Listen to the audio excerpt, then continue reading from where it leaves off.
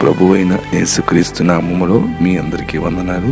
ఈరోజు దేవుని వాక్యము లూకా సువార్త 23వ అధ్యాయము 34వ వచనం. యేసు, తండ్రి, వీరేమి చేయుచున్నారో వీరు ఎరుగరు గనక వీరిని క్షమించుమని చెప్పెను.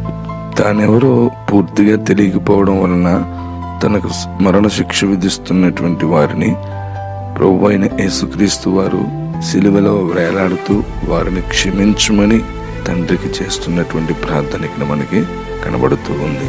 ప్రియమైన సహోదరి సహోదరులారా, మనల్ని హింసించుచున్న వారి కొరకు మనం ఎప్పుడైనా ప్రార్థించామా? వారిని క్షమించమని దేవునికి మొరపెట్టామా? లేదంటే వారి యొక్క నాశనాన్ని కోరుకుంటున్నామా?